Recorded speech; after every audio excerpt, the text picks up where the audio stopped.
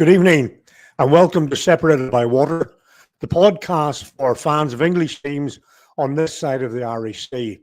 My name's Colin Campbell. I'm a Tottenham Hotspur season ticket holder who's currently walking on air, but confused. But that's more like that later on. But tonight we have a very, very special show. It's Nottingham Forest based, so the less I say, the better just at this stage. So over to my co-host, Paul. Hi, I'm Paul Gold. Nottingham Forest supporter. Got two Forest supporters with us tonight. First of all, we've Charlie rejoining us. Charlie, thanks for doing a second podcast with us. How are you? No problem. Good. And Chris Aylmer from the Forest All Over podcast. Thank you very much for joining us. I know you had a very busy day, and I'm so grateful for you taking the time out to join us. Thank you. Thank you. Yeah, no bother at all. Oh, absolutely no worries. Thanks for having me. Really appreciate it. It's nice to be on with a Spurs fan who's celebrating. So fair play to him. No worries. Brennan Johnson was the key victor for you, so we're happy with him anyway. So yeah, look, thanks for having me on, Paul. Thanks, Charlie. Thanks, Colin. Absolutely. You're welcome, guys. You're welcome, Chris. Okay, well, tonight we're going to be reflecting on the season itself, the Forest season, what they gave us this year. Is it success or relative failure? I think there's no way it can be relative failure. Whenever you look at our first European competition, 44 years, a semi-final in the FA Cup and finishing seventh in the league. So I'm perfectly happy that it's not a failure. Is there some disappointment at the end of the season? Perhaps, but I'm happy. It's much more than I ever predicted. But anyway, Colin, I'll let you start. Maybe you want to say something about Liverpool last night, first of all. Yeah, from that, Paul, there's a bit more questions left to ask you, but we'll get there. Yeah, just to maybe on a much more serious note to start, I think we'll all agree that football is an amazing thing. It probably transcends the sport itself, and we've all had many great highs and probably some deep lows in terms of supporting the clubs we love. But occasionally, unfortunately, it can take us to a deepest of lows. And probably when Liverpool fans yesterday evening should have been ecstatic. And we all really, they were driven in part upon to despair, as were we all. For whatever reason it happened, it shouldn't have. It absolutely shouldn't have. And the whole football family sends its condolences and best wishes on an individual and group level to everyone who has suffered either physically or mentally from such a terrible, thoughtless action. We hope they all recover soon, and we wish them all well.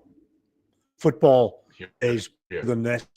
Football supporters are bigger than that, and we're all come together on this one. So our best wishes go to them. On a wee personal note, just very, very quickly, a big shout out to Charlton Athletic, who won their respective playoff final. Why do I mention that? My father, late father, was a Charlton Athletic fan from 1946. They reached the cup final that year and lost, and came back in 1947 and won it.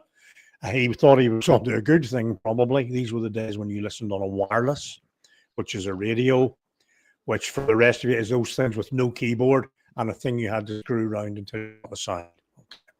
I'm just thinking, hope, Dad, you're up in heaven looking down at that one. Cheers. Okay, guys, let's get down to business. The big Forest debate. Thanks for coming along. I'm delighted. I'll be I'll be asking the questions tonight. But, okay, let me kick off quickly. Charlie, maybe start with you, sir. Sorry, I've just had a nice big mug there. No, you're fine. Specific question first, really, for you. In my opinion, Chelsea shaded it on Sunday and did just enough. Do you agree?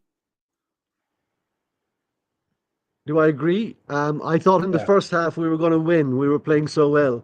But they came out, they got a second win early in the second half. They caught us, and once they scored, the whole game changed. But I felt right up to the end that we could equalise. But no, Chelsea were good on Sunday, considering they only have one away win in 2025. And I really thought in the first half, I think if we had scored, but look, it's all ifs and buts. Chelsea won, they've got Champions League, we've got Conference League. That's how it is. You finish up where you are because of how you played all season. So good luck to them. and all their little songs they were giving us at the end, but that's okay too. Okay, yeah.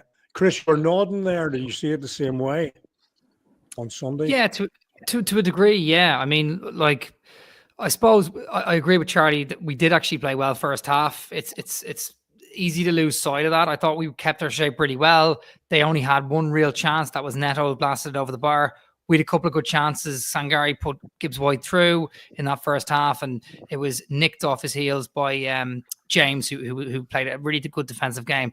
And as Charlie said, once they scored that goal second half, the game didn't only change, it just went completely against us. And that's because all season we've been known as the team to get the lead and keep the lead. And if we go behind, we tend not to be able to get back into games. And we've only had one example of doing that, and that was the game against Aston Villa.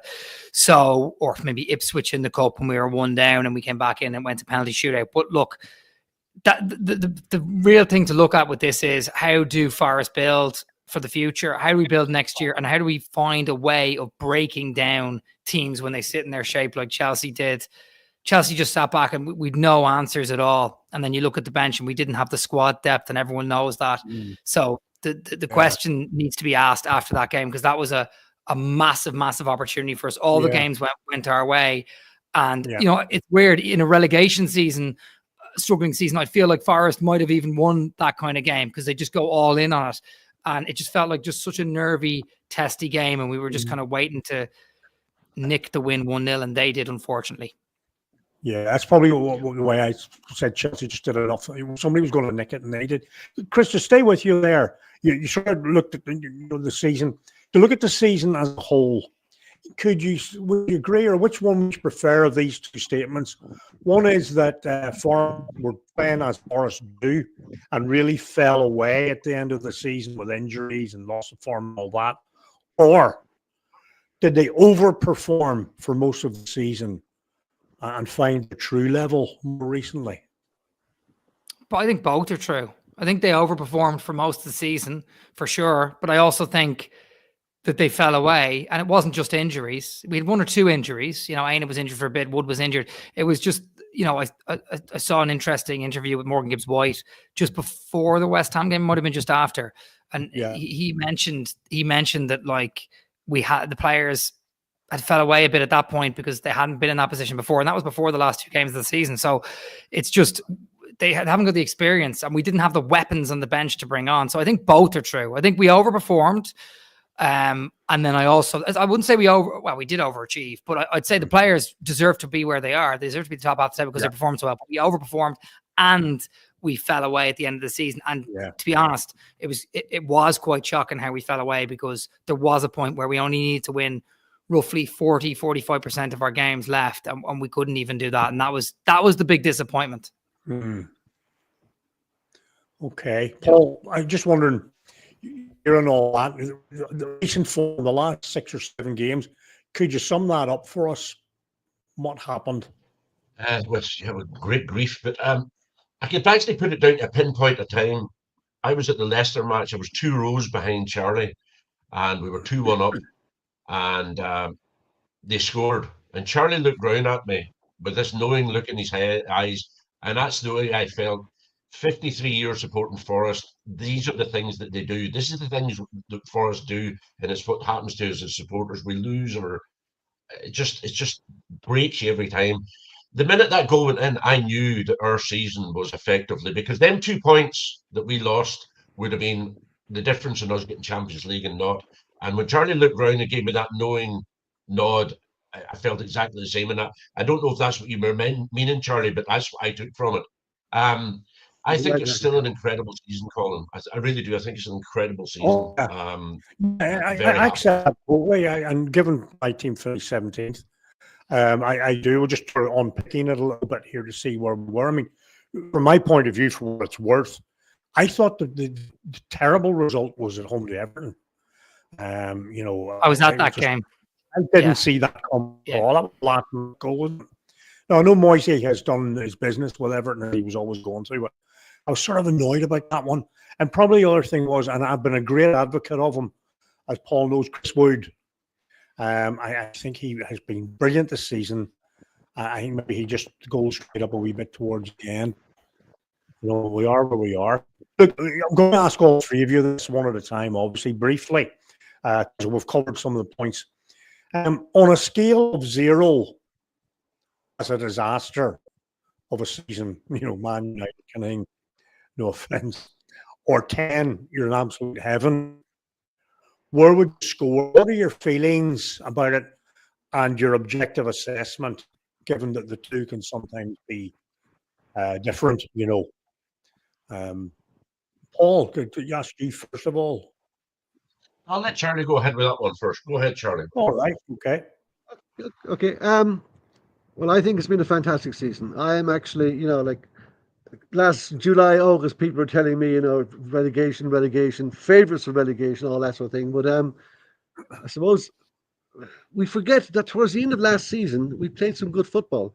And we won. We got some good results, and the general team was taking shape. You could see that the Nuno effect was working, and I was so confident that we would have a good season this year. Now, I never saw us being top 5, 6, 7. I never saw that, but I had a few bets. I would free bets for us to finish in the top half. I felt confident that we would. People say, "Oh, if we finish 15th, it's good," but I saw something in the team last year over the last few games that they were worth putting a few quid on, and to be top 10, and they exceeded that, which pleased me very much. But how was my season overall? I'm one of those that's absolutely delighted that I'm going to be going to Europe, or we're going to go to Europe. I am so delighted. Look, I never wanted Champions League right up to about a month ago because I wanted to go to the far off places, but Fran, my son, explained to me about finances because I don't really do the finances. But it would have been fantastic for Forest had they got like the 100 million, whatever it is, and maybe a couple of players go, but we buy new players and people want to come and play for us and all that. But really, I went over Trent Bridge. I think I said the short visit to Paul, and I was saying, oh, here I'm going over Trent Bridge for the last time this year. And I was saying, people in the pub were saying to me, that's it, that season's over, it's all finished now, it's gone. And I thought, no, it's the beginning of a new chapter. We're going to Europe, and I know we'll probably get 3 million if we won the damn thing out. But we are a European team. We are. Yeah.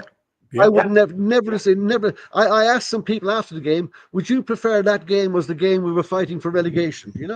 The game was we were playing for the Champions League positions at that up to 90 minutes of the last game, and there was hope all the time. I mean, look back, crikey, Mac, I tell you, my story with Forest and losing games and things. No, I'm over the moon. Absolutely. I'm smiling when I think about it. Okay, give me a score. 9, what were you talking about? 9 out of 10, 9.5, something up there. Are you up there? Out of their performance? The whole season? Yeah. Because I haven't been looking and being focused on the Champions League. I am giving them the full thing. I don't think we finished where we are because that's what we deserved, and we got where we are because we deserved, and we deserved Europe. We got it. Yeah. Full marks. Full. How do you take it? Similar? Ish. I would say, ish. Like the problem is you start to build expectations throughout the season, and you start to realize this team can do more. And then as you get close to the back end, you really start to believe. And there was one point in the season, January, we were actually technically in a title race. We were 6 points off Liverpool, playing them in a home game. If we'd beat them, we would have been within 3 points. Now, I'm not suggesting that we could have won the title. I don't think anyone even really truly believed that was a thing. But I like at that point in time, it was. So then I suppose I would give it a 9 out of 10. That's my score. And the mark off is because we didn't finish the season strong. Irrespective of where we finished in the table, I understand. We didn't finish the season strong. We won 2 out of 8 games towards the back end of the season, and some of those games were against Leicester at home, Brentford at home, Everton at home, etc., etc. So for me, I have to take a mark off because we didn't finish the season strong enough. And had we done so, we would have been in the Champions League, which would have been 10 out of 10 season for me.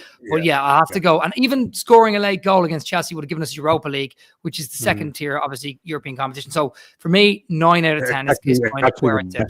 Competition. It's best competition. Europa League. I would share both your views. And if I'm completely honest, I would have really preferred, out of all 3 competitions, I would have preferred the Europa League. I was a bit like Charlie at the Yeah, beginning of the season. yeah. We're never starting to think we can do Champions League. I thought we're not going to do well in it anyway. Our squad doesn't have the strength and depth to manage in that competition. The Conference League, I think it could be very draining. The night you play, coming back and playing in the games so close together. We're going to have to have a much stronger squad next year. A more in-depth squad that can manage, that you can rotate things about and keep the fitness going. I think the end of the season, I'm not sure if heads were turned with people discussing transfers, injuries. Whenever Awadne gets injured, I thought this could actually play in our favour, that the guys will come out and they'll fight on the last day for Taiwo.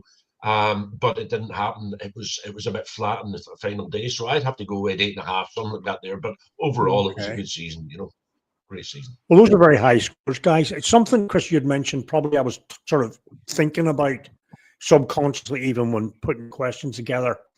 And that was, did there come a point when Forest saw, oh goodness, the possibility of the Champions League?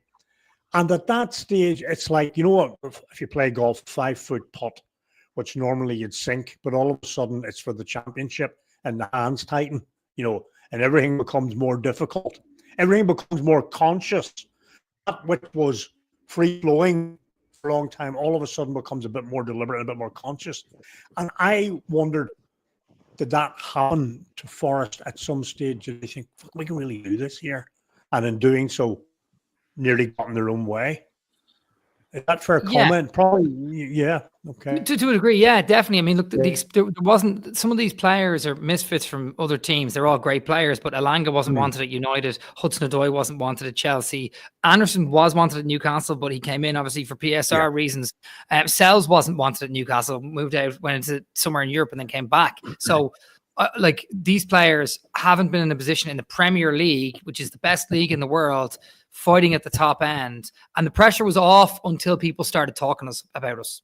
So it was gone until the media started saying, actually, I think these guys could do it.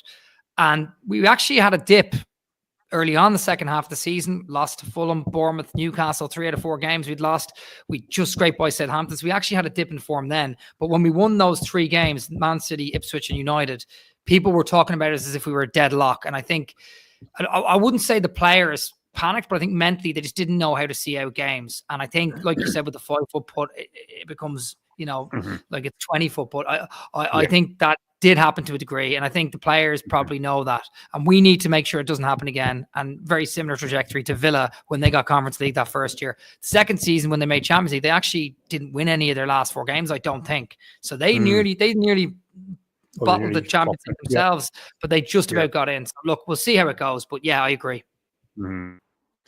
Okay, talking about Europe, maybe keeping that theme. Charlie, we're all agreed that the UEFA would have been preferable, but you're in the conference. Do you think maybe in a certain counter way, the conference is a good place to start? You'll get used to, Thursday, Sunday routines.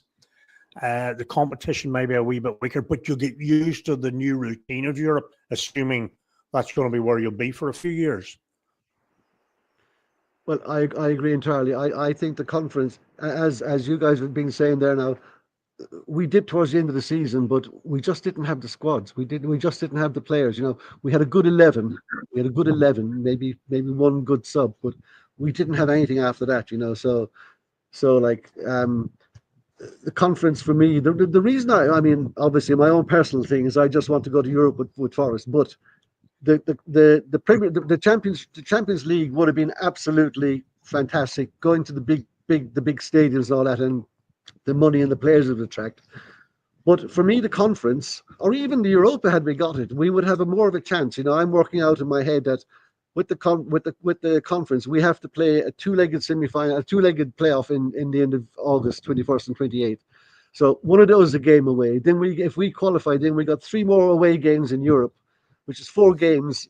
And if you're lucky enough to make the quarterfinals, then, but there's 4 games in Europe against European opposition. Now they won't be the cream of the crop, but they'll be good games, and they'll be games that we could win. And as you say, the players will. It's almost like a good pre-season. The players will gel on the European stage, play against them. And I think the bigger picture here is that if we could do well in the conference, and to do well in the conference, I think you have to win it, basically.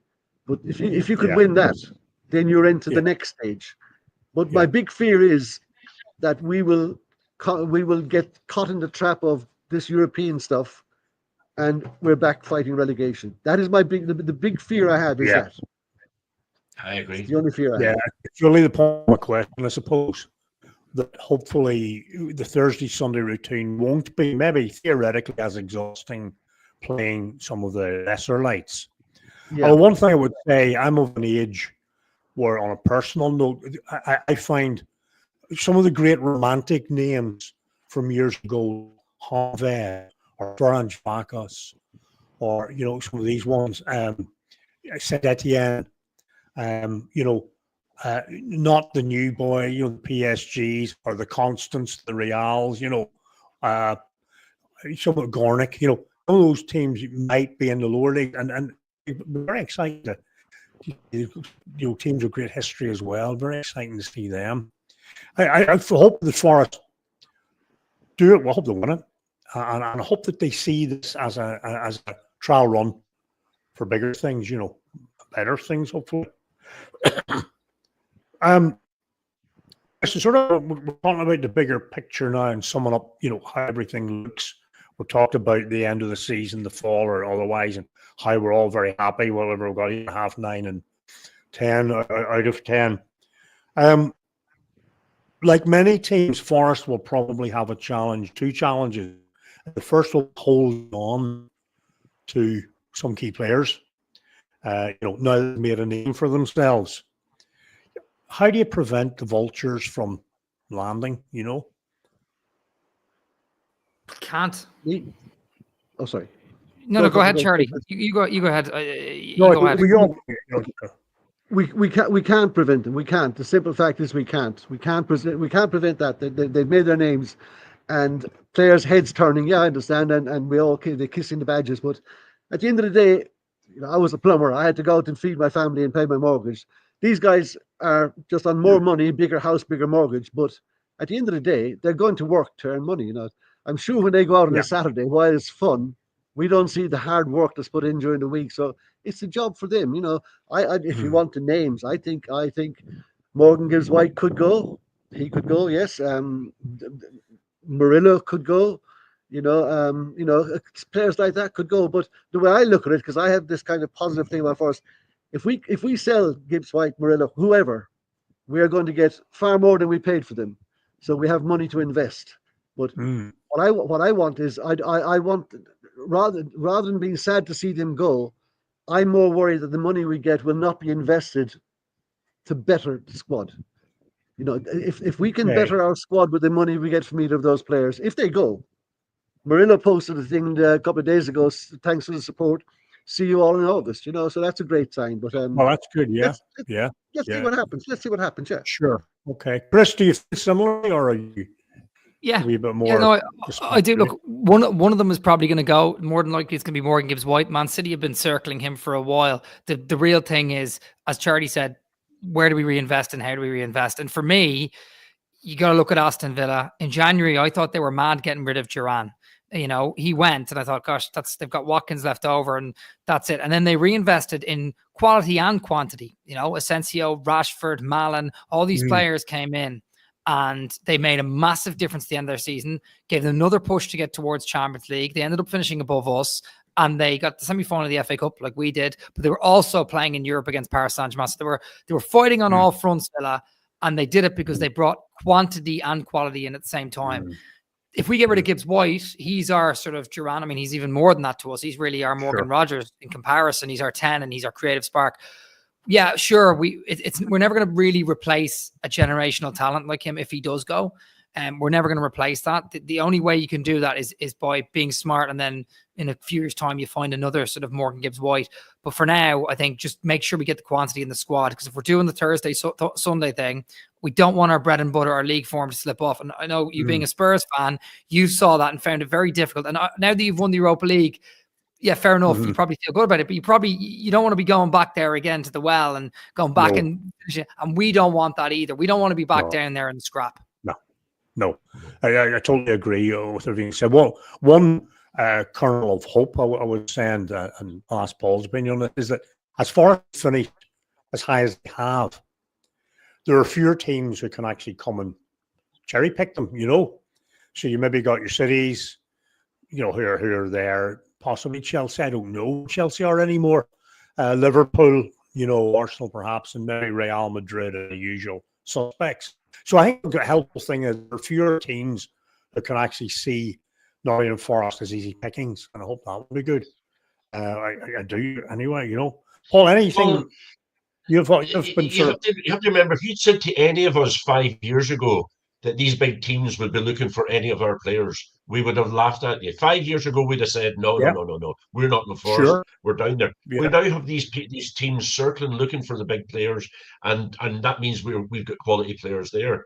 I think Elliot Anderson, if Morgan Gibbs White goes, I think Elliot Anderson has a job to do it. I think he's capable of doing it. I think Singari has shown in the last few games that he's got a role to play, and he's more like the player now that we thought we were buying. I think he's starting to show through now, and I think maybe they know what's going to happen. Maybe they're saying, right, I need to fight to get my place solidified in this team, and I think Singari's the man to do that. But you know, this is the business model. You buy players at a reasonable price. People thought we were mad spending, was it 30 million on Morgan Gibbs White and fixtures? And now we're going to double our money. Minimum double our money, I believe, we'll get from. So that's the business model we do. We're in now, and that's what we have to do. As Chris said, we have to go out now and we have to buy another 2 or 3 of them. We seem to get a lot of players from South America. We've done well in that market. We've done good out of season business for the last 2 years. And I think we can do it again this year. And all we need to do is find another Murillo, another Serbinator. You know, like Milenkovic has been an astounding player this year. Astounding find. But, you know, nobody else seen him. We did. So hopefully we'll keep on doing the thing right, you know. Mm-hmm. You remind me there of, we'll just get another, it remind me of the story Ricky Gervais, the comedian, tells about when he was talking to David Bowie about him appearing on extras. And he said, David, I want you to write a song for the show. He says, yeah, sure, yeah. And he says, something like Life on Mars. Bowie says, yeah, I'll just knock on a ref, Life on Mars out for you, just like that, you know. Some of these people are fewer and further between. You know, okay. I hear what you guys are saying, and I hear what you're saying, Paul, 5 years ago, et cetera, et cetera. And it's a testament how brilliant it has all come for Forest. And in my age group, Forest were one of the good teams. Maybe not great, but certainly up there. There was a 67 FA Cup semi-final against Spurs. There was, of course, your all European Cup wins. There were forays into Europe, League Cup wins, etc., etc. You know, it's nice. It's good to have them back there. I'm not sure the scenario will be just as bleak, you know, in terms of losing players as you might think. Which takes me really to my next question. Maybe if you don't mind, I'll start with you, Charlie, again. I'm going to say that your owner grabbed the headlines a few weeks ago, not necessarily, you know, for the best of reasons, but you know, how important is, first of all, if you want to comment on that, how important is he to Forest progress as the owner and I guess the man who makes investments, and how committed do you feel he still is? Bearing in mind he's absolutely cheesed off with somebody or something about the likelihood that they weren't going to make Champions League. I think he's committed. I think he's a gift to the club. I think he is a gift, as in the owner. I don't want to talk about what happened on the pitch because I actually think it was blown out of all proportion. None of my business as a fan, none of anybody's business. If he wants to talk to Nuno or if he was going to the lady umpire who didn't put the flag up, I won't even give it the time because Marinakis to me is unbelievable. He's unbelievable for the club, but he's also unbelievable for the community. You know, people don't see what he does to the community. Now that we've lost and didn't get Champions League, he came in with a plan to get us to the Champions League. I'm not sure if he said we're going to win the Champions League, but we're on the journey.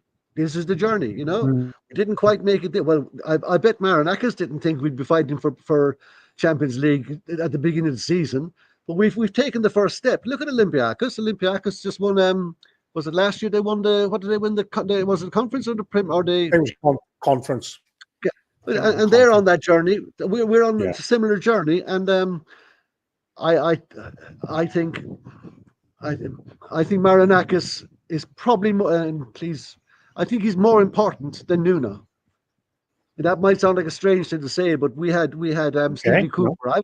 I'm still sad Stevie Cooper went, but Yeah. Stevie had taken us as far as he could. And Nuno came in, and I thought, oh God, who is this guy? Like, I didn't even know about Nuno. I was kind of naive, but Nuno has taken us on the next step of the journey. I think there's more that Nuno can do more if he's given the resources and the players. But Marinakis is the man who's going to do that. And if he falls out with Nuno, that's so be it. That's business. Again, that is a business. Like I said about the players training all week, the Saturday for 90 minutes is just a bit of fun. But Marinakis is in that, but I think he's got our club, and he knows the history of our club. I think he knows he's a vital cog, and I'm 100% behind Marinakis, whatever he does. And I absolutely love Nuno. You clearly do. You clearly are 100%. Chris, I'm not asking for, I mean, what I could say is, one thing I could say is if Daniel Levy wandered onto the pitch at Tottenham, if he'd wandered onto the pitch at Tottenham last Wednesday night, I don't think it would be anything on the left. No offense. And he was very tactful, I think, in being noticeably absent from all the celebrations. But that's a different story for a different day. The owner, Chris, you're a big fan too.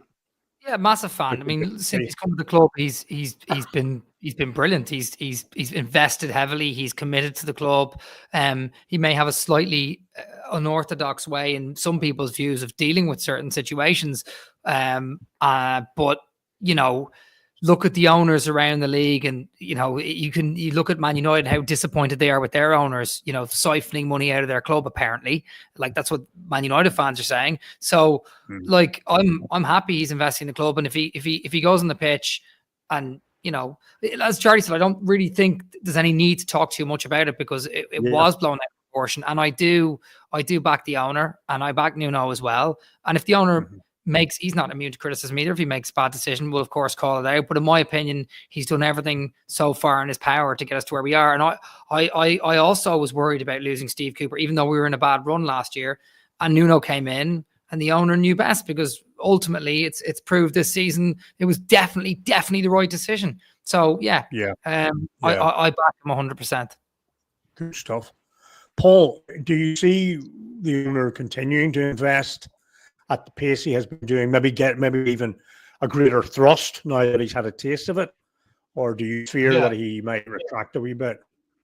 No, I think he's fully committed to. He stood in the Market Square whenever we won the playoff final, and he said that this is only the start, that we're going to wait to see what he's going to do. You just have to look at the Olympiacos business model and see what he's done there. And I think he's doing exactly the same thing with us. He took himself out of the picture with shares because he thought we were going to make Champions League, as we all did a few weeks ago. I think we all thought. I made a very bold statement one night that we've got Champions League, and boy, I regret it now. But anyway, I think he thought he had to do it so that the owner of the two clubs couldn't be in the same competition. So he took that. He's looking up. He's not looking down. He's not looking sideways. His investment, and as somebody said, that Charlie, I think, said, he talked to people in Nottingham. He's spending money around Nottingham. He's strips in schools, he's food banks, and he's doing things around the community that we don't even know half about. And it's a great machine. I think Forest is a great working machine. He's hiring the right people to do the job. And no, he's not. I don't think. And the only thing I wish we don't have a song for him. We need a song from Marinakis. We need to find a song that there says, I haven't heard one. Can I just interrupt there? That the one thing that we haven't spoke about, Chris and myself, or nobody seems to have mentioned it, but I was doing the homework there when I was on the ferry the other night. But we actually do get possibly about 70 million for where we finished in the Premiership. That's not to be forgotten about. No, that's like we're all talking about 100 million for the Champions League, but we may get whatever. But I think the top team got 78, then it was 76 and 75 Liverpool. But I would imagine we'd get the bones of 70 million, and surely, I mean, I don't understand the PFR or whatever it is, but can that be reinvested?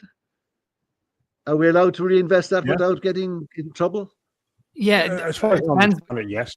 Yeah, it depends when it comes in, I suppose. I mean, Kieran Maguire is a very good lad to follow on Twitter or X. He's the money man. He shows all the balance sheets and everything. He's very, very good. But so follow Kieran Maguire or even ask the question. He sometimes writes back. But yeah, I would say we probably could reinvest it, but I just don't know when, because I don't know when the book starts and when it finishes. And there was all that complication last year with PSR. But I think we're well within PSR, even so, because we didn't spend in January and we didn't spend massive amount of money last summer as well. So I think we have a bit of money to spend. And then obviously if we move on one of our big players, we'll have even more. And it's a sum of money that we seem not to discuss anyway. I haven't seen it discussed anywhere, you know. But anyway, probably better like that. It's a good point, though. I didn't even think of it myself. No, Forest will learn that you don't play down what you have, otherwise fees go up. Transfer fees go up if they. Yeah, in other words, a 20 million player, you hear that they hear that you've now got 70 million, becomes a 30 million player overnight. Because of the buyer. So yes, Forest will probably keep it sensible. Briefly, from my point of view, about the owner, first of all, one thing strikes me is that he seems emotionally invested in the team performances and the team results, which is something not all owners or chief executives could be accused of. And I find everything about that very, very appealing indeed. Even as the demeanor sometimes when he looks very upset about it all. Well, I'd rather he's upset about it, didn't care, Yeah. And I'll say no more about that. Draw your own conclusions. In terms of Nuno, I'd obviously had experience in Nuno at Tottenham, and his experience on ours wasn't good. Overall, we won the first 3 games, and then God fell apart. It was terrible. And I was at the Chelsea 3-0 and United 3-0 wings. The United was the day before he was relieved of his duties. But I read a very good piece in the BBC Sports section this morning, and it did highlight, where he's learned a lot and about his. I think he's better with a team of lesser lights, bonding them together as a team. And I mean no offence to the best players at Forest. I think some of these managers, Clough was like that. Give me a man with a grudge, and I'll turn him into a winner. Whereas maybe Spurs had a few prima donnas hanging about there, thinking they were better than they actually were. How he's dealt with the team, the sense of involvement, sense of having 22. He believes in the squad, system rather than 11 favourites, which may bear fruit if the 22 gets strengthened. Just a lot good about him. And personally, I don't like to see any human being or any professional demean, frankly. I'm delighted that he has done what he's done, and I hope he repeats it next season. Genuinely do. Okay, guys, we thought here we'd ask each of you, maybe start this time with Chris, if you don't mind. Okay, we're moving into the close season. We're looking forward to next season. There's Europe, there's staying up the league, there's vultures, everything else. Where do Nottingham Forest need strengthened? And do you have anyone in mind, any names you could give us? We need quite a few players, because if we do get through that playoff and get into the Conference League, we're going to need the quantity and we're going to need the bodies. I think we need some backup wingers. We know that. Jota Silva and Sosa, I've liked them this season, but they haven't done enough. And Nuno obviously didn't think enough of them to throw them in when we needed them the most, the back end. So we definitely need 2 new wingers backing up Hudson-Odoi and Elanga. If Gibbs White goes, a lot of people saying Anderson can fill that role. He can, but then he moves out of the number 8 position and we kind of lose that. So we'll definitely need a backup 10 or an 8. We'll need 2 wing backs, in my opinion, or 1 at least to cover. Keep Williams, keep Aina if we can, and get another wing back in there, maybe a left back to compete. And then backup keeper for sure. I think Miguel's raised his run. Sells has been unbelievable, but let's get a competitive backup keeper in case something happens. And then definitely a striker. And I'd almost say 2 strikers. Wood is brilliant, but we even thought we needed a striker in January when Wood and Taiwo were both fit. So we need two strikers, I would say. It's about 9 or 10 players there, I think, Chris. And we'll do that business as well. I can tell you, we'll do that business as well. Only Forest probably could. Okay, I think Charlie, it any higher bids than that? Well, Who do you need? first of all, What do you need? on a personal note, first of all, I'm in A block, and I want the lower Bridgeford fans to sing louder. They can't keep depending on us. They can't keep depending on A block to make all the noise. But away from that, what we need, what I think, well, I would like to see a striker, and I would like to see another goalkeeper. Not because either of them are bad or anything. Sells is going to be very hard to push out of there, but as Chris says, a backup keeper. I've seen them in the FA Cup and the League Cup this year. The keepers who came in then, they came with high record, high thing, but we need an out-and-out sound, a Henderson keeper almost, for what of it. And we also need a striker because Chris Wood, when he came for 15 million, I thought it was 15 million wasted. But Chris Wood is, we used to always say, we need a 20-goal striker, a 20-goal-a-year striker. We have a 20-goal-a-year striker, but it's because of the supply. All he does is stick it in the net. For Chris Wood to score goals, he needs what's happening on both sides, sending the balls in. So what kind of a striker do we buy? Do we buy a different kind of striker, and then do we have to change our wingers? Do we have to change our shape? Do we have to change everything? I would like to see another striker who can score 20 goals with Chris Wood, and I would like to see another keeper. Otherwise, I could pick fault on a couple of players, but in my nature, I don't criticize any player on our team, on our squad. No. So keeper and striker. Yeah, Spurs had the Kane problem. Do we get somebody to play instead of him or to play with them? And we never quite solved that. And unfortunately, Bayern Munich solved it for us. Paul, do you think a couple of players are? I just been repeating everything that Charlie and Chris said, especially Chris on every player that he mentioned there. That's what we need to do, and I will tell you, he's spot on. They will do that business. They're already in the process. They will do the business, and our team will be strengthened because we need for a successful season next year. And I'll just say what I think a successful season next year would be is to go and win the Conference League and finish in the top 10 in the league. That's what we have to do next year, and let people know that Forest are here to stay. And I believe, and I hope that we can do it. I think that the attitude is good. As long as sometimes take a player out, like a Morgan Gibbs-White, you can take him out of the team and it starts to fall apart a wee bit. But I think Elliot Anderson has worked with him this year, and I'm repeating myself again by saying that I think he can move on that. But we lost Olaina. We when he was injured, we lost the back of the line just went. He's so creative for a team to throw him aside and say what happened. He's a tremendous player. So success next year on that basis of what Chris and Charlie has said is top 10 finish and go on to very far as we can in the Conference League. Okay, I'm wondering. You mentioned there about making Forest that are here to stay and maybe send a signal out. I'm wondering, would Forest benefit from a kind of a Kevin De Bruyne or even a Grealish, big name coming in, so I don't, it's food for thought that you find players from different places, but maybe a big name to come in and say, we've arrived. When Chelsea were bought over years ago, they made statement signings.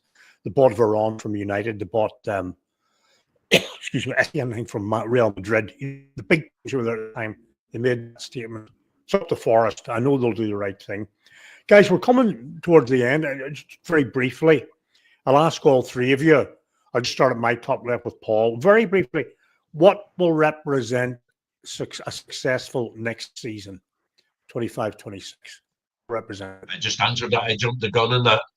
Top 10 finish in the Premiership. Avoid any flirting with relegation or the bottom half, the lower bottom half, and a good run in the Conference League. Okay, semi-final. That's what I. Okay, Charlie. Yep. Get out of the league phase. Get out of the league phase of the Conference League, and again top 10. But look, I shouldn't say it, but I feel that we are a top 10 team. Maybe go for pushing for Europe again in the league, hopefully. Okay, Chris. For me, if we top 10 finish, because that's where our expectations are now, and the league is the hardest thing to be consistent. It's the most important thing for me. Always has been. The achievement of finishing 7th is not just about where we finish in Europe. It's about the fact that we finish 7th in the best league in the world. So top 10 finish for me, and like you said, go Foreign Conference League. But if we finish below 10th and we fall away and we lose our way in the league a bit, and we finish say 13th, 14th, something like that, then I want the Conference League. I want the Conference League to win the whole thing, because we'll be one of the best teams in it. So we'll be the top 3 teams in it. So we should go as far as the final. And if we're putting all our focus and all our eggs in that basket, then I want to at least win it. So it's one or the other. Top 10 and no trophy, or below it. Yeah. Trophy. Yeah, you're all hedging your bets, top 10. I thought that you might be saying, 6th, now we've got 7th on 6th or 5th one. But you're very sensible people. I understand that. Yeah, but Colin, you have to factor into that. You have to factor in that we're going to be playing 2 games a week at certain times of the season, the Thursday, the Sunday. We've watched what that has done to West Ham. We've watched what it's done to Villa as well. But it can take an effect. But that's where they have to buy and they have to invest in the close season. The structure, going through the podcast we just had, the structure of the question, kind of look at the deal with it by saying, okay, Thursday, Sunday, maybe conference ain't so bad. How are we going to do that? We need to strengthen, keep the vultures away. Also where we believe that the owner will continue to bankroll the team in such a way, and we're all very happy with Nuno. So, it sounds like a happy ship, made them, and that's a good place to stop there. And congratulations to Nottingham Forest for their season, not only in terms of what they've done, but how they've done it. They've been a breath of fresh air. Nuno, I think, has led by example from that, frankly. But I think the players have been honest. They've been great endeavours. They've been clean. They're none of the fan about winning Forest. And some of those things are important. But a pleasure to watch in many ways. They've been very honest in their play. I think they had a few terrible decisions against them, against Liverpool for one. But anyway, that's, so congratulations to them, and all the best for next season as well. Sort of tying up, and on a broader note in terms of the Premiership, it's over now. A motor racing friend of mine once said that sometimes the best race is between 3rd and 4th rather than the front runners, because it's more exciting, although the cameras always follow number 1 and so on. And we probably had that this year because, the league was won and the bottom 3 were down. And, what went to the final day? Well, the European places. Generally speaking, can I ask each of you, who would be, of all teams of the Premiership player of the season and manager of the season? Paul, if you don't mind, just start with you. I think I'm going to say Nuno, and I think he should have got the manager of the year, pure and simply because Klopp set up a team there, and I'm sorry, the team's there. I think that there's still. I think he still has to prove himself at Liverpool by his own team, sorting out his own team and doing that. So my manager is Nuno. He's done an exceptional job. It's a hellish question, it really is. But I'm going to go with Sells. I think he's been tremendous. He got the Golden Glove. They shared the Golden Glove. He should have won it outright. It was just by a bit of bad luck. So that's my two. Nuno and Sells. Two totally unbiased Nottingham Forest. Okay, well done. Yeah. Charlie, player of the season, manager of the season. Manager of the season, without doubt, is Nuno. Nuno. Of all the teams in the Premiership, Nuno for me. He's got all the players. He said the word just now, Colin. I was just saying, you used the word that the team is honest, and he got the honesty of the team. Those players were very honest. Yeah. Very. My favorite player of the season. Watching, you can do the Campbell, you can do the whoever in all the league. My player of the season, most underrated player this year, is our number 7, Nico Williams. Right. His choice. Right. Okay. Yeah, great player. Star. He gets caught on the inside sometimes, but that man is honest, and I admire an honest player. I just wish he could score more goals for himself, but. Nuno and I know it's very biased towards Forest. Nico. I love Forest, but that's it. Nuno and Nico, the 2 ends. Right, Chris. Surprise me. Player and manager. Listen, I'm not going to surprise you with the manager, because Nuno was what he achieved is it's just something that not only people didn't expect, but it's very, very, very difficult to do. We saw the likes of Claudio Ranieri and Leicester, similar situation, except Ranieri won the league. It's a different ball game. But Nuno, what he achieved with Forest is just insane. Slot did really well. I mean, he did come in. It was Klopp's team, but just remember, Klopp hadn't won the league in 5 years. He hadn't won it since 2020. He only won it once when Slot came in and gave them a lift. So it's between those two, but I'd give it to Nuno, definitely. Player of the season in the Premier League, Mo Salah. I mean, his numbers were ridiculous, even though he dropped up towards the end. Outrageous season from him. He had it wrapped up for me a couple of months ago. But actually, I think Paul makes a really good point about Matt Sells. Matt Sells will be right up there. He'd be right up there. And I'll talk about this in my own podcast, but he literally saved our bacon so many times. And he got the Golden Glove in the process. But the amount of saves he made was ludicrous, and they were ridiculous saves at times. He just doesn't get enough credit because he's a goalkeeper. But I'd go Mo Salah. Well, I give it. I had watched the games and Paul acknowledged that I had said, you need a keeper. Sells come in, and also when Wood comes in, with supply, he'll score goals. Okay, for me, well, it's obviously for me, it's Arteta and Declan Rice. No, not a chance. Not a chance.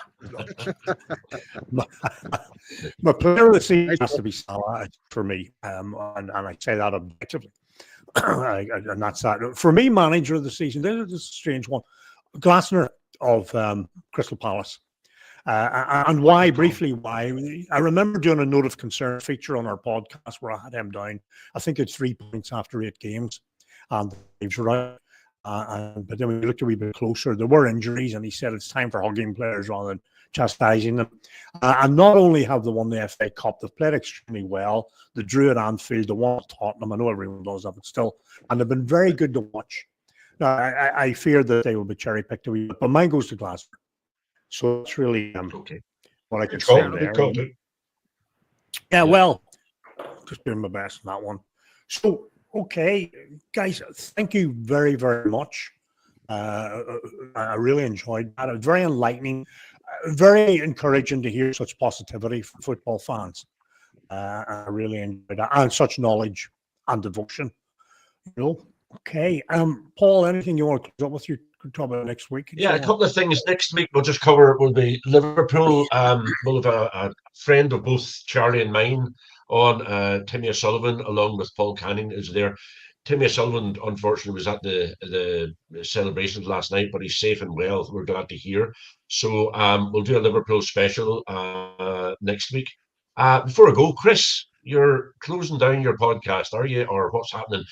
I have to tell you, between yourself and Matt Davies at the Forest Focus, you basically motivated me to suggest to Colin about us doing this.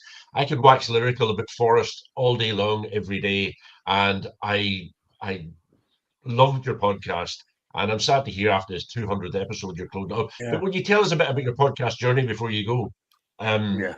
Why you started, how it went for you, and why you're stopping?